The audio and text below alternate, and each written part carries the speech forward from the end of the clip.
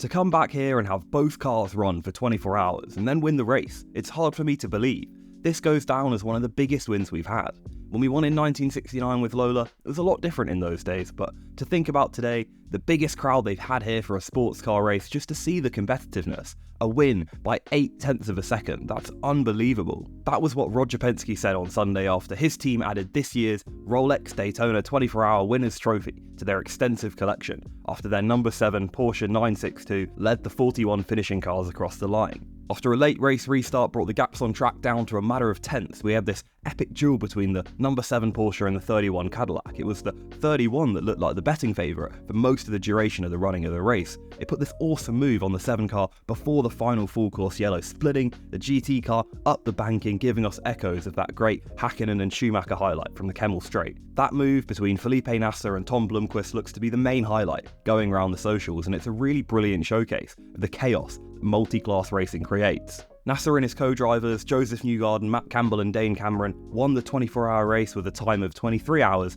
58 minutes and 24 seconds, which, if you're paying attention, should sound a bit odd, and we'll get into exactly how that happened at an event with a watch manufacturer as the title sponsor later in the video. But this is a Formula 1 channel, so today we're going to be focusing on the lessons that analysing other motorsport and particularly multi-class IMSA racing can bring to Formula 1. I think one thing that stands out to me when I look at the contrast between F1 as this exclusive, expensive pinnacle of racing, and then sports cars and IMSA within that as this much more open, multi-class, emerging force under NASCAR's ownership. The thing that stands out is the level of access to the cars, the drivers, and the heart of the sport that fans can get in endurance racing without the same cost barrier that there is in Formula 1.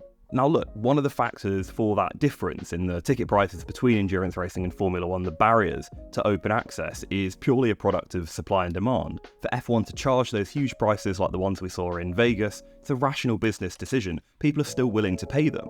But like the Rolex watches, I suppose, ironically the ones that give their name to the Daytona event, Formula 1 benefits from this self-perpetuating exclusivity, this exclusive marketing message that they put out. But I think the average is about $60 to $100 for weekend general attendance across the IMSA schedule. So when that ticket is a fraction of what it would cost you for a seat at a Formula 1 Grand Prix, and for that price you get much better access, you get to go right to the heart of the infield to meet the drivers, see the cars right up close. From the buyer's perspective, that IMSA offering makes a pretty powerful statement about the series' treatment and their respect for their fans. Formula 1 is great at engaging fans online and building that atmosphere once you get into the circuit. But when you think about things like the story with FP2 in Vegas last year or the fallout of the Belgian Grand Prix in 2021, it's an understatement to say that there's room for improvement on the Formula 1 side. So for me, that's a big lesson that F1 can learn from the sports car classes. There are other options between that aspect of revenue generation and this hyperbolic profiteering that we're seeing at the moment. And when the door to Formula 1 seems increasingly closed to fans and to teams and drivers, it's easy to imagine that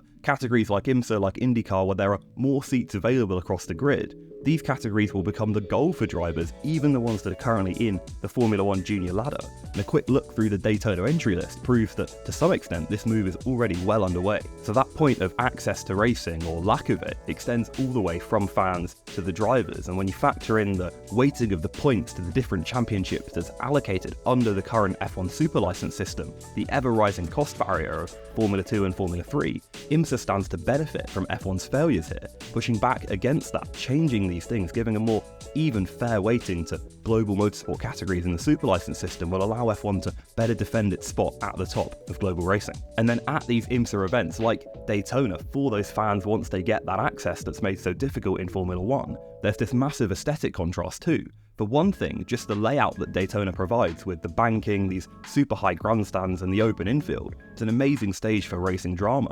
But as we approach the F1 car launch season in February, the emerging pattern in these launches over the last few years is this increasing number of unpainted carbon fiber elements. Every team has a theme color set, but then that theme color set is paired with black as a way of saving micrograms of weight in the designer's perpetual pursuit of lap time. But if you look at the sports car field, the one at the Daytona this year, you see this amazingly wide palette of designs and colours. It's, in a way, to help each team stand out in such a densely packed field. And within that, there's a huge collection of work for designers and for team owners to experiment within that creative freedom. Suddenly, you have 59 cars all contributing to that. The result is a photographer or videographer's dream, and it creates a brilliant spectacle for the fans. And for the pole position winning number 77 AO Racing Porsche 911, that freedom and creativity resulted in this awesome dinosaur livery, taking themselves seriously enough to still race at the front of the field in the GT Pro class, but with enough of a sense of humour to get the fans on side. You'd surely never see the likes of that in a modern Formula 1 car, although, to be fair, the Stake F1 team do seem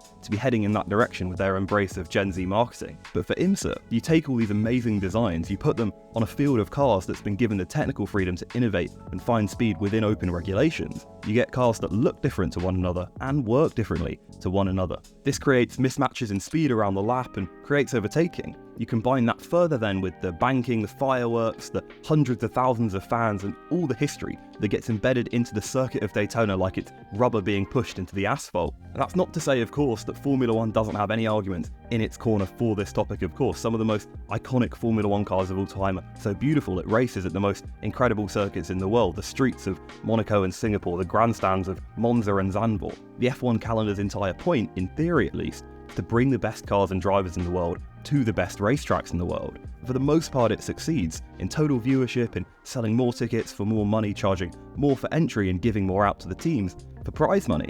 But when we're coming off a season that was largely devoid of a fight for first, the cars aren't even going to look great when they're driving on the track. It feels like the sport is losing out there. And I said in the intro that the winning car of the race, the number 7 Porsche, crossed the line of this 24-hour race in under 24 hours, which is true, and it maybe undermines some of the praise that I've heaped on the category in this video.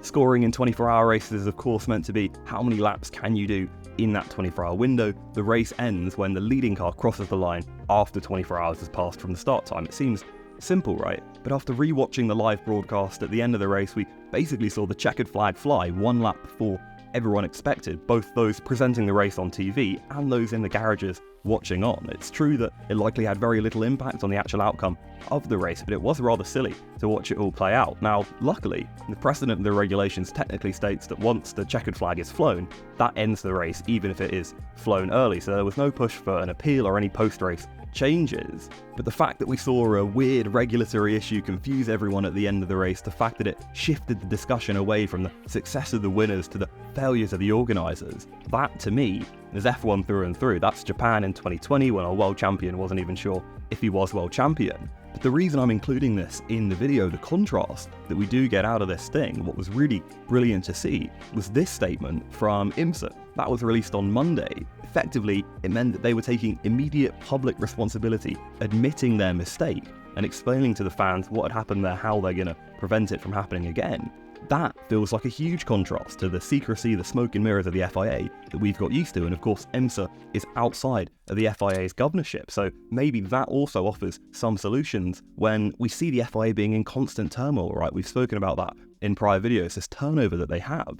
Maybe to get it running properly again, they'll have to go and poach some of the IMSA staff that, though they are still making mistakes, seem to be handling those mistakes, bouncing back from them in a more serious and more effective way, keeping the fans on side. So here's the thing, part of the reason that we've had to look to other categories for drama over the off-season is because F1 feels like it leaves a gap when it's not running. We feel like something is missing, something really key. The fact that despite all its flaws, it still feels like something big is missing when F1 isn't there, that's a testament of its power and its role at the top of this overall global motorsport hierarchy. But between the access to the sport, the access to fans, the visual spectacle, the free, at the point of access, centralised distribution of the live broadcast, there's still a lot that can be learned from looking to other categories for inspiration and lessons. IMSA is full of great action, awesome cars across all their technical classes that any motorsport fan can enjoy.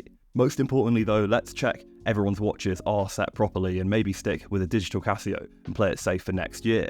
So as we head towards the start of the Bahrain Grand Prix, we're approaching that 2-week window in February where we see all the car launches or livery launches, whatever you want to call them. Stay tuned across our social pages and our newly designed website for coverage of all of that. Subscribe here to see more from this channel, but for now, I'll say thank you very much for watching.